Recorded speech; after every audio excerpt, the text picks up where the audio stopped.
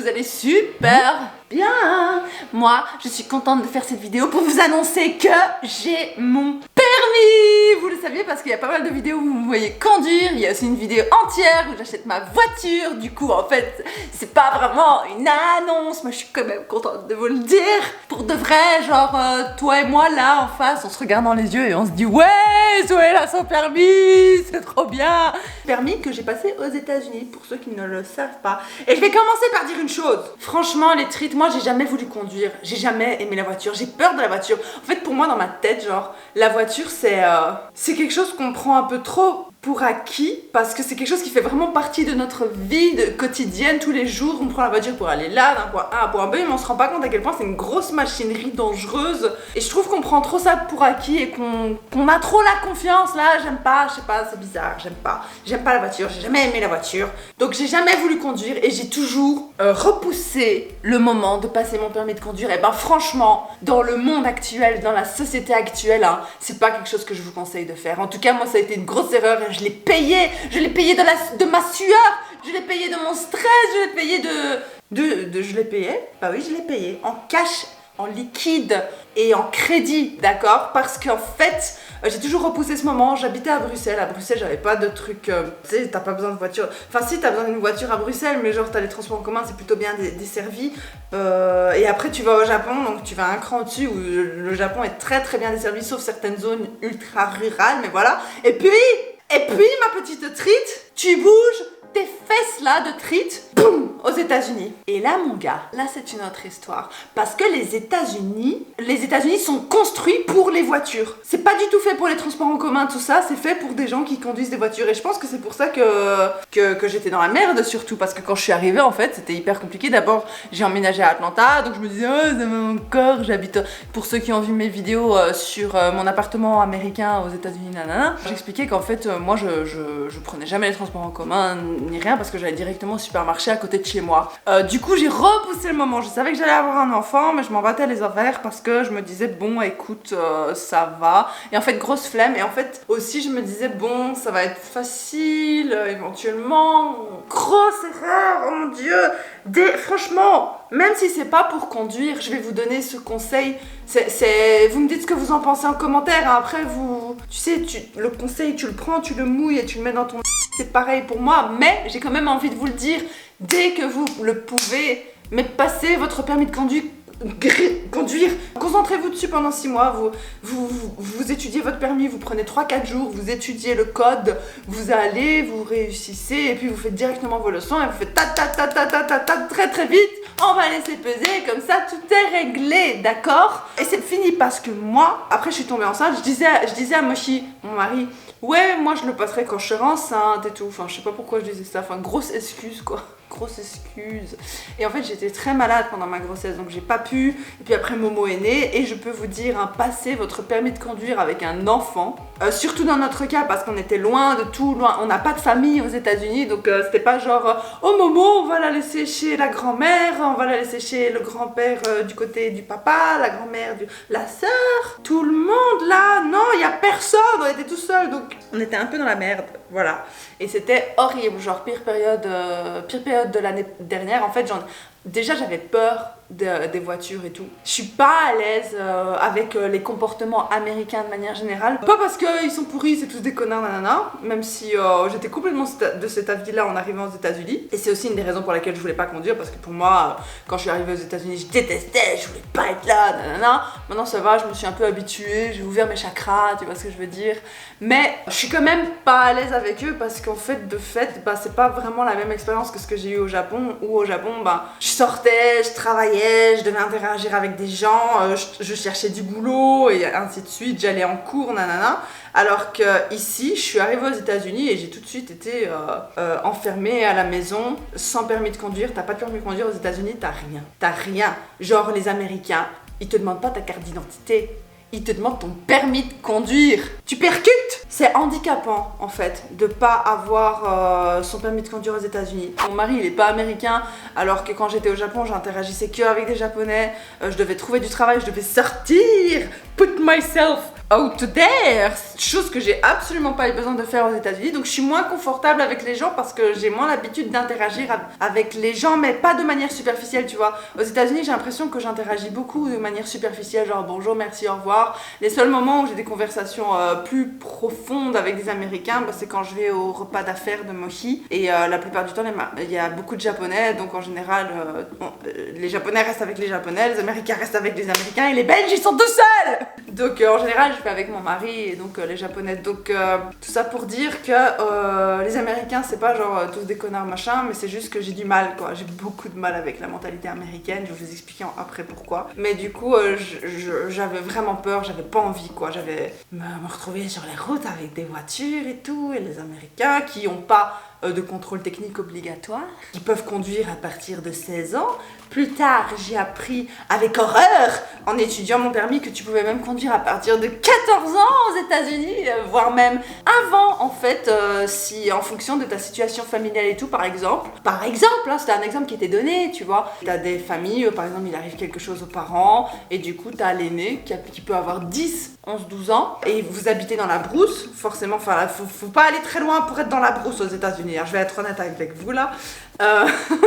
Là, tu tournes à droite et tu y es, tu vois ce que je veux dire. Et là, t'as pas de bus ici, là, où je suis, là. Y a rien, hein. Y a air. Et donc, effectivement, ça a du sens à ce moment-là de se dire, ouais, bon, ok, parce que sans permis de conduire, le gosse, il crève. Tu vois, il peut même pas aller s'acheter du lait. Tu vois ce que je veux dire? Il doit s'acheter une vache et puis traire le lait tout seul.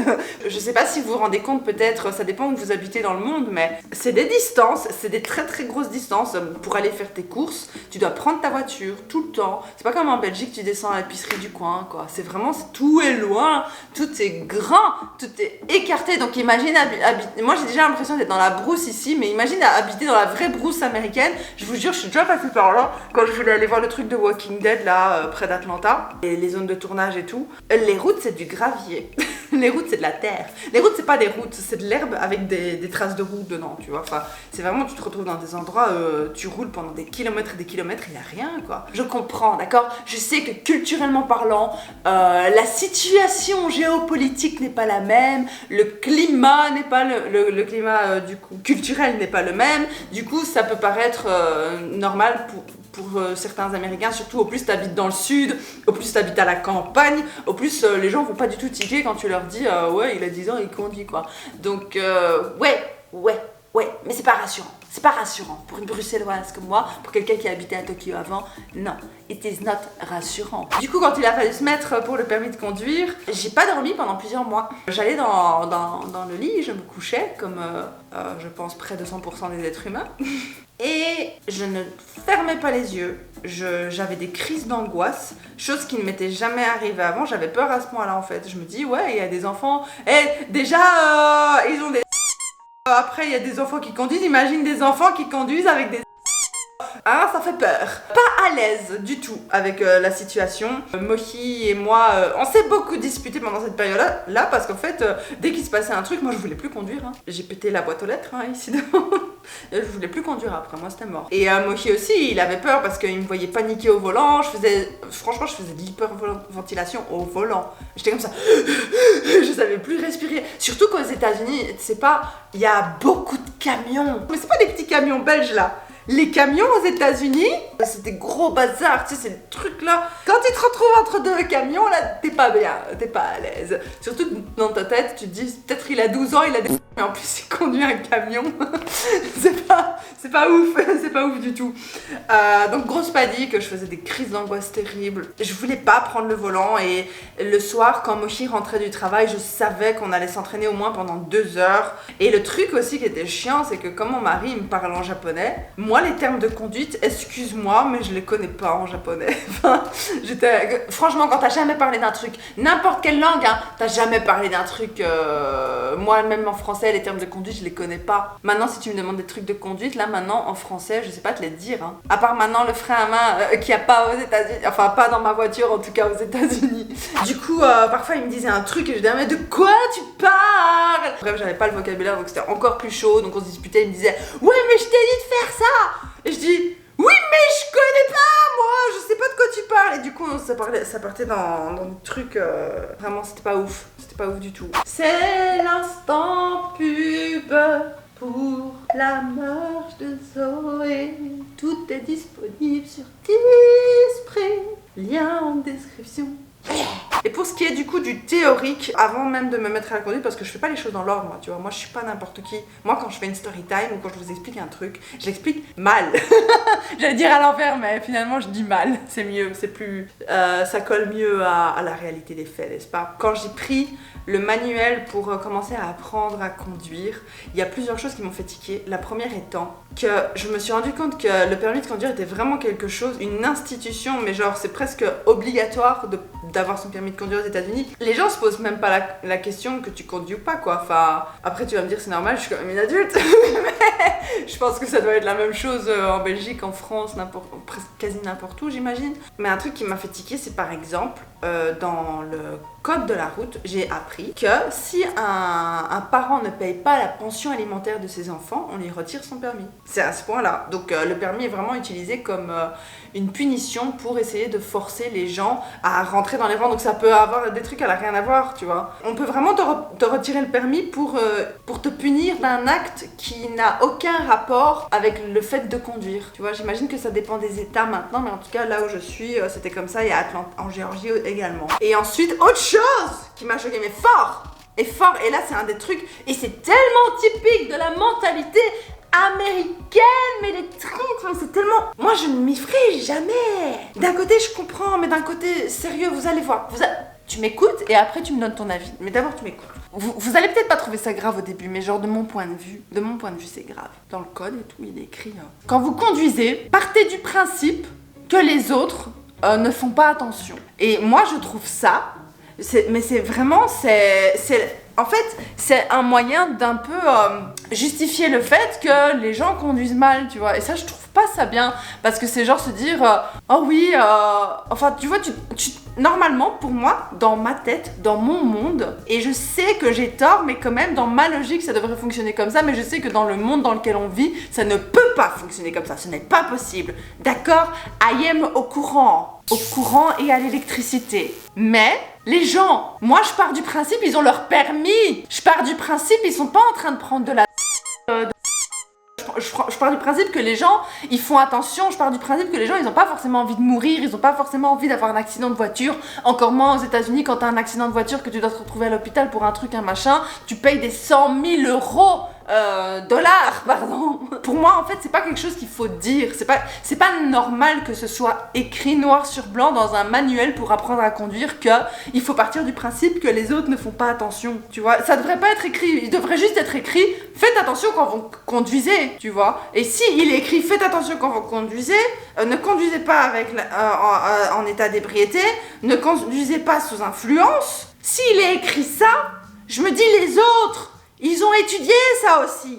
Et ils ont passé leur permis. Donc, en théorie, dans un monde de trite, mais ça veut dire que les autres ne conduisent pas non plus sous influence, que les autres font attention quand ils conduisent et que les autres ne conduisent pas en état d'ébriété. Ça me semble logique. Le problème, du coup, avec le fait qu'on dise partez du principe que les autres peuvent éventuellement être en état d'ébriété. Dans ma mentalité à moi, quand tu me dis ça, ça veut dire que si tu me dis pars du principe que les autres sont en état d'ébriété, moi, du coup, je vais partir du principe que les autres aussi partent du principe que je suis en état d'ébriété. Donc, je dois moins faire attention. Tu vois ce que je veux dire? Et puis aussi, partir du principe que les gens conduisent mal, c'est partir du principe qu'il y a un problème dans le système. Je sais pas. Mais il y a un problème dans le système. Partout, tout le temps. Je le sais, mais moi ça me gêne parce que je me dis les autres ils peuvent tout aussi bien dire mais de toute façon les autres vont faire attention à ma place donc moi je vais pas faire trop attention, tu vois.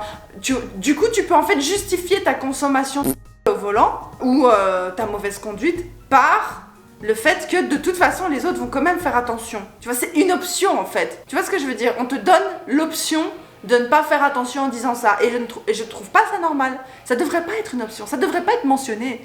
On devrait pas excuser le comportement dangereux de personnes par oui, faites attention parce que les autres... tu vois, c'est un peu... Encore une fois, pour moi, c'est un gros problème dans notre société actuelle et pas qu'aux États-Unis. Hein. Et je pense que ça c'est plus présent en Europe qu'aux États-Unis, donc l'effet inverse. Parce que je sais pas s'il écrit ça dans les manuels en France ou en Belgique, mais ce que je sais, c'est qu'en France et en Belgique, en tout cas en francophonie, on aura plus tendance à dire ne sors pas habillé comme ça parce que tu dois partir du principe que tu risques de te faire agresser. C'est pas normal! Ça ne va pas, ça prouve qu'il y a un problème. On devrait pas devoir partir du principe qu'on va se faire agresser.